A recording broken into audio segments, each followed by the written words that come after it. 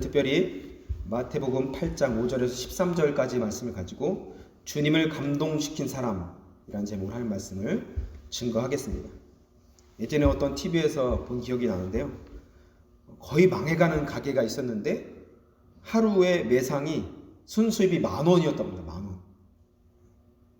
여기 돈으로 하면 10달러인데요.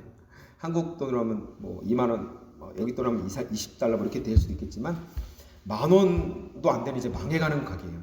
시간 지나면 이제 문 닫을 수밖에 없는 가게인데 어느 순간 이 가게가 100배 이상의 수입을 올렸습니다.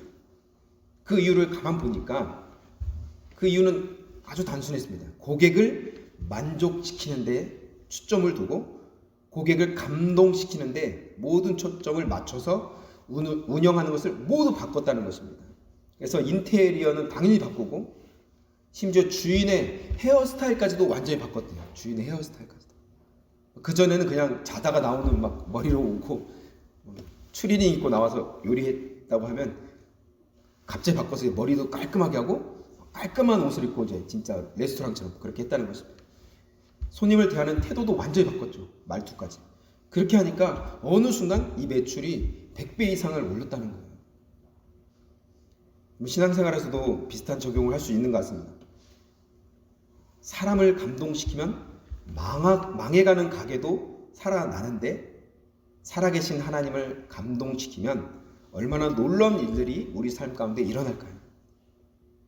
우리가 이 땅에서 복되게 살 수 있는 비결이 여러 가지 있지만 그 중에 빼놓을 수 없는 것은 바로 하나님을 감동시키는 일, 하나님께 영광이 되는 삶, 여기에 우리의 모든 삶을 포커스를 맞추면 우리 삶이 복되게 될 줄 믿습니다. 아멘. 그래서 솔로몬이요 1000번제를 드리고 하나님이 솔로몬에게 말씀하셨습니다. 열왕기상 3장 5절인데요. 오늘 좀 폰트가 조금 작아졌습니다. 제가 읽겠습니다. 기브온에서 밤에 여호와께서 솔로몬의 꿈에 나타나시니라. 하나님이 이르시되 내가 내게 무엇을 줄고 너는 구하라. 하나님이 솔로몬에게 무엇이든지 구하라고 하셨습니다. 꿈에 말씀하셨죠. 솔로몬은 지혜를 구했고 하나님이 너무 기뻐하셨어요. 부귀영화를 구하지 않았는데 하나님께서 부귀영화까지도 허락해 주셨습니다. 구하지 않은 것까지도 덤으로 주신 것입니다. 물론 사람을 감동시키는 일은 정말 중요합니다. 그런데 더 중요한 것은 하나님을 감동시키는 것입니다. 하나님 인정하시고 하나님을 감동시키는 우리 새순교회 되기를 주님의 이름으로 축복합니다. 아멘. 오늘 주님을 아주 크게 감동시킨 그 한 사람을 여러분 말씀드리려고 합니다. 여러분 잘 오늘 말씀을 읽어서 아실 텐데요. 그 사람의 이름은 알 수 없습니다. 이름이 좀 소개되면 좋겠는데 이름이 소개되지 않습니다. 우리는 그를 백부장 이렇게만 알고 있죠. 백부장. 10절 한번 볼까요? 10절 말씀 보시면 예수께서 들으시고 귀히 여겨 쫓는 자들에게 이르시되 내가 진실로 너에게 이르노니 이스라엘 중 아무에게서도 이만한 믿음을 만나보지 못하였노라. 여기서 귀히 여겼다라는 말씀 있죠? 이 말씀은 바로 이런 뜻입니다. 졸도할 만큼 놀라게 했다는 거예요. 주님을. 여기서는 매우 중요한 의미가 있는데요. 주님께서 깜짝 놀라셨다는 거죠. 아주 쓰러질 정도로 놀라셨다는 것인데 성경에는 여러분 이런 표현들이 별로 안 나옵니다. 우리 예수님께서 깜짝 놀라셨다는 것은 별로 표현이 안 나옵니다. 물론 성경에는 사람들이 깜짝 놀란 건 많이 있어요. 예수님의 어떤 기적을 통해서나 여러 가지 일들을 통해서 깜짝 놀랐다는 것은 많이 나오는데 예수님께서 깜짝 놀랐다는 표현은 찾아보기 힘듭니다. 오늘 본문을 보면 주님께서 졸도할 만큼 깜짝 놀라셨다고 말씀하십니다. 그렇다면 여러분 무엇 때문에 백부장이 예수님을 이렇게 깜짝 놀라게 했을까요? 그것을 우리 한번 몇 가지 살펴보면서 은혜를 나누려고 합니다. 첫 번째는요, 주님을 깜짝 놀라게 했던 이유는 백부장의 사랑 때문입니다. 사랑. 백부장의 사랑이 주님을 깜짝 놀라게 했습니다. 당시 여러분 이 백부장은 이스라엘을 지배했던 세계 최고 강국인 로마 제국의 장교였습니다. 지금으로 말하면 미국의 어떤 장교라고도 할 수 있는데요. 그는 가버나움을 주둔하면서 그곳을 다스리는 군인이었어요. 아주 높은 지위는 아니지만 수하에 100명 정도를 거느릴 수 있는 백부장이었습니다. 그렇기 때문에 나름대로의 힘과 권력을 갖고 있는 사람이었습니다. 지금의 우리나라로 보면은 중대장급이라고도 이렇게 할 수 있는데요. 그의 집에는 집안일을 돕는 하인들도 많이 있었습니다. 그런데 그 하인 중에 하나가 병이 들었습니다. 병이. 고칠 수 없는 병이었나 봐요. 근데 마침 그 모든 병과 모든 약한 것을 고치신다는 예수님께서 자기가 사는 가버나움을 방문하셨다는 소문을 듣습니다. 예수님이 우리 지역에 오셨다는 소문을 들은 거예요. 그래서 이 백부장이 예수님께서 말하는 것입니다. 5절과 6절에 그 말씀이 있죠. 5절 6절을 보시면 예수께서 가버나움에 들어가시니 한 백부장이 나와 간구하이르되 주여 내 하인이 중풍병으로 집에 누워 몹시 괴로워하나이다. 중풍병에 걸린 것입니다. 지금 백부장이 누구를 위해서 주님께 나와서 간청하고 있습니까? 자기 사랑하는 아내? 아니죠. 자기가 정말 아끼고 정말 눈에 넣어도 아프지 않는 어떤 자녀들? 아닙니다. 가족이 아니에요. 가족이 아닌 중풍병에 걸린 하인을 위해서 지금 간청하고 있는 것입니다. 중풍병에 걸린 하인. 여러분, 이것은 예수님 당시의 사회적인 그런 분위기를 보면은 우리가 이해할 수 없는 행동입니다. 당시의 하인이나 종은 거의 짐승과 같은 취급을 받았습니다. 그래서 주인은 종을 돈을 주고 샀어요. 그 당시에는. 돈을 받고 팔기도 했습니다. 종이 도망가지 못하도록 엄지발가락을 자르기도 했다고요. 멀리 도망가지 못하도록. 심지어 종을 죽여도 상관없어요. 내 소유물이니까 그냥. 동물과 같은 존재. 이러한 사회적인 분위기를 볼 때 하인이 병에 들면 밖에 버려도 그냥 내쫓아도 아무런 문제되지 않습니다. 누가 뭐라고 하지 않아요. 보통 사람 같으면 그 하인을 포기하고 그냥 내쫓았을 텐데 본문에 나오는 이 백부장은 집안일을 도와주기는커녕 오히려 밥값도 못하는 지금 누워있기만 하는 끙끙 씨름하고 있는 하인을 위해서 모든 체면을 버리고 주님께 나아왔다는 것입니다. 그리고 그 하인을 고쳐달라고 주님께 간청하고 있는 거예요. 부탁을 드리고 있는 것입니다. 자기 문제도 아니에요. 원래 백부장은 부탁을 받는 위치에 있는 사람이고 로마 사람이에요. 로마 시민권. 대단한 시민권이죠. 그런데 식민지 백성인 예수님께 와서 간청을 하고 있는 것은 자존심까지도 다 내려놓고 나온 것입니다. 오직 백부장이 하인을 고치기 위해서 그 마음, 불쌍히 여기는 마음, 더 깊이 말하면 뜨거운 사랑의 마음, 이 하인을 향한 뜨거운 사랑의 마음이 백부장 안에 있었다는 것입니다. 그래서 주님께서 그 마음을 아시고 감동을 받으신 거예요. 여러분, 오늘 우리에게도 이런 마음들이 하늘로부터 성령으로 우리 마음 가운데 부어지기를 축복합니다. 아멘. 백부장처럼 먼저 가까이 있는 사람들을 돌아보고 보살피고 사랑할 수 있는, 그리고 먼저 주변에 있는 사람들을 기도하고 그들의 필요를 채워주고 때로는 백부장 같은 그런 사랑이 넘치는 우리 새순교회가 되기를 주님의 이름으로 축복합니다. 아멘. 그래서 요한복음 13장을 보시면 주님께서 십자가를 지시기 전에 어느 다락방에서 제자들과 마지막 만찬을 드시는 장면이 나옵니다.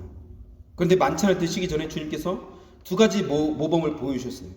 첫 번째는 주님께서 친히 제자들의 발을 씻겨주셨습니다. 주님은 사랑을 말로만 가르치신 것이 아니라 직접 행함으로 보여주셨습니다. 둘째는 자신을 팔아넘길 가룟 유다의 그 배신할 것을 알고도 끝까지 그를 사랑하셨습니다. 그는 주님을 배신해도 주님은 그를 버리지 않으셨습니다. 그리고 이렇게 말씀하셨습니다. 요한복음 13장 34절에서 35절 보시면 새 계명을 너희에게 주노니 서로 사랑하라. 내가 너희를 사랑한 것 같이 너희도 서로 사랑하라. 너희가 서로 사랑하면 이로써 모든 사람이 너희가 내 제자인 줄을 알리라. 아멘. 주님이 우리에게 먼저 모범을 보여주신 것처럼 서로 사랑하라고 주님께서 말씀하셨습니다. 서로 사랑할 때 하나님도 인정하시고 서로 사랑할 때 사람들도 인정한다는 것입니다. 우리 새순교회는 주님 안에서 서로 사랑하는 뜨겁게 사랑하는 교회 되기를 주님의 이름으로 축복합니다. 아멘. 두 번째는요, 백부장의 겸손함 때문에 예수님께서 깜짝 놀라셨습니다. 백부장의 겸손이 주님을 깜짝 놀라게 했다는 것입니다. 예수님은 중풍병에 걸린 하인을 사랑하는 백부장의 모습을 보시고 내가 가서 고쳐주겠다 이렇게 말씀하셨어요. 그 태도를 보고 그 백부장의 마음을 보시고 아셨잖아요. 내가 가서 고쳐주겠다 이렇게 말씀하셨습니다. 그때 백부장이 이렇게 말씀했습니다. 8절에 보시면 주여 내 집에 돌아오심을 나는 감당치 못하겠사오니 다만 말씀으로만 하옵소서. 그런데 하인이 낫겠사옵나이다. 주님께서 고쳐주시겠다고 할 때 백부장이 어떻게 반응했습니까? 주님께서 자기 집에 오는 것을 나는 도저히 내가 감당 못하겠습니다. 누추한 자기 집에 주님이 들어오시게 할 수 없다는 것일까요? 이 말은 실제로 백부장의 집이 누추하다는 의미가 아닙니다. 한번 상상을 해보세요. 그 당시에 로마 시민권이고 백부장이었으면 절대 가난하지 않았을 것입니다. 모르긴 몰라도 예수님이 이제까지 방문했던 많은 집들 중에서 가장 훌륭한 집이었을지 모릅니다. 가장 좋은 집이었을 거예요. 그런데 여러분, 그는 예수님이 어떤 분인지 알고 있었습니다. 들어서 알고 있었어요. 그는 예수님을 로마 황제보다도 더 높으신 분으로 믿고 있었습니다. 알고 있었습니다. 그래서 만왕의 왕이시여 만주의 주가 되시는 예수님께서 감히 자기 집에 들어오는 것을 난 감당 못하겠습니다. 거룩하신 예수님이 내 집안에 들어오는 것을 도저히 못하겠습니다. 감당 못하겠습니다. 그렇게 말하고 있는 거예요. 주님은 바로 백부장이 이러한 겸손한 모습을 보고 감동하신 거예요. 주님은 겸손한 자들을 기뻐하시고 그 사람에게 감동하십니다. 겸손함은 우리 주님의 대표적인 성품입니다. 여러분 잘 아시죠? 마태복음 11장 29절을 보시면 예수님께서 친히 이렇게 말씀하셨죠. 나는 마음이 온유하고, 예수님께서 이렇게 말씀하셨어요. 마음이 온유하고 겸손하니 나의 멍에를 메고 내게 배우라. 그리하면 너희 마음이 쉼을 얻으리니. 여러분 어떤 사람이 주변에 인기가 많습니까? 주변에 보시면 교만한 사람입니까? 아니면 겸손한 사람입니까? 당연히 겸손한 사람입니다. 사람들은 교만한 사람들을 싫어해요. 정말 싫더라고요. 교만한 사람은 계속 자기 자랑하는데 참 속으로 다들 욕하죠. 사람들은. 그런데 겸손한 사람은 주위에서 항상 사람들이 많습니다. 다른 사람을 높여주는 사람은 항상 주변에 친구들이 많아요. 왜냐하면 사람들은 겸손한 사람을 좋아해요. 그렇기 때문에 그렇죠. 그런데 하나님도 마찬가지입니다. 하나님도 자꾸 자기 자랑하는 사람 싫어합니다. 하나님을 높여준 사람 좋아해요. 그런 사람이 겸손한 사람이죠. 여러분 개인도 사업체도 나라도 민족도 교회도 마찬가지입니다. 교만하면 망합니다. 하나님은 교만한 자를 물리치시고 겸손한 자에게 은혜를 주신다고 야고보서 4장 6절에 말씀하셨죠. 또 잠언 16장 18절에는 교만은 패망의 선봉이요 거만한 마음은 넘어짐의 지름길이다, 앞잡이다라고 말씀하셨습니다. 저 여러분이 겸손한 사람이 되기를 주님의 이름으로 축복합니다. 백부장처럼 겸손함으로 주님을 깜짝 놀라게 하는 새순교회 우리 식구들이 되기를 축복합니다. 마지막으로는요, 백부장의 믿음 때문에 놀랐습니다. 이게 더 가장 중요합니다. 예수님은 좀처럼 놀라지 않으시는 분인데 백부장의 믿음을 보시고 깜짝 놀라셨습니다. 진짜 깜짝 놀랐어요. 주님께서 직접 친히 가서 고쳐주겠다고 말씀까지 했어요. 내가 같이 갈게 고쳐줄게. 근데 백부장이 이렇게 말했죠. 다만 말씀만 하옵소서. 그래서 주님이 깜짝 놀랐습니다. 10절을 보십시오. 10절 보시면 앞에도 스크린이 있는데요. 제가 한번 읽겠습니다. 예수께서 들으시고 귀히 여겨 쫓는 자들에게 이르시되 내가 진실로 너에게 이르노니 이스라엘 중 아무에게서도 이만한 믿음을 만나보지 못하였노라. 지금까지는 어떻게 했습니까? 예수님께서 가서 고쳐주고 앞에 나오면 거기서 고쳐주고 했습니다. 근데 이 차원의 믿음은 좀 다른 차원의 믿음이에요. 지금 백부장의 믿음. 다만 말씀만 하옵소서, 이런 믿음. 깜짝 놀란 거예요. 예수님께서. 여기 이만한 믿음이란 말은 NIV 성경에 보면, 영어 성경에 보면 such great faith입니다. 그러니까 그와 같은 놀라운 대단한 믿음이라는 거죠. 이 말을 문자 그대로 해석하면 아직까지 이스라엘 온 땅에서 백부장과 같이 이렇게 위대한 믿음을 가진 사람을 만나보지 못했다, 이런 뜻입니다. 백부장같이 위대한 믿음을. 주님께서는 백부장의 믿음 보시고 깜짝 놀라셨습니다. 깜짝. 그리고서는 이렇게 말씀하시죠. 내 믿은 대로 될지어다. 할렐루야. 이게 바로 영적인 비밀입니다. 그런데 놀라운 일이 벌어졌죠. 백부장의 명을 받아서 하인이 이제 집으로 갔는데 중풍병에 누워있던 그 하인이 일어나서 나았던 것입니다. 그래서 나중에 이제 물어보니까 언제 나왔냐 물어봤더니 이 말이 선포된 그때 나왔다는 것이죠. 내 믿은 대로 될지어다 할 때 그때 딱 나았은 것입니다. 할렐루야. 여러분, 이처럼 믿음은 역사하는 힘이 있습니다. 그리고 이 믿음만이 하나님을 기쁘시게 할 수 있는 것입니다. 우리가 잘 아는 대로 히브리서 11장 6절에 보시면 믿음이 없이는 하나님을 기쁘시게 못하나니, 믿음이 없이는 하나님 우리의 믿음을 보시고 기뻐하신다는 거예요. 여러분, 나주님의 기쁨 되길 원하십니까? 아까 우리 찬양처럼 믿음을 가지실 소원합니다. 하나님이 기뻐하시는 믿음을 갖기를 바랍니다. 물론 앞에서 언급한 것처럼 우리에게 사랑이 필요하고 겸손함도 필요합니다. 너무 중요합니다. 이 사랑과 겸손은. 그런데 사랑도 있고 겸손도 있지만 만약 우리에게 믿음이 없다면 하나님은 우리를 절대 기뻐하시지 않는다는 것입니다. 우리가 아무리 열심히 내서 전도하고 봉사하고 물질을 드린다 해도 만약 그 안에 믿음이 담겨있지 않으면 그런 모든 행위들은 하나님이 기뻐하시지 않는 것들이라는 것이죠.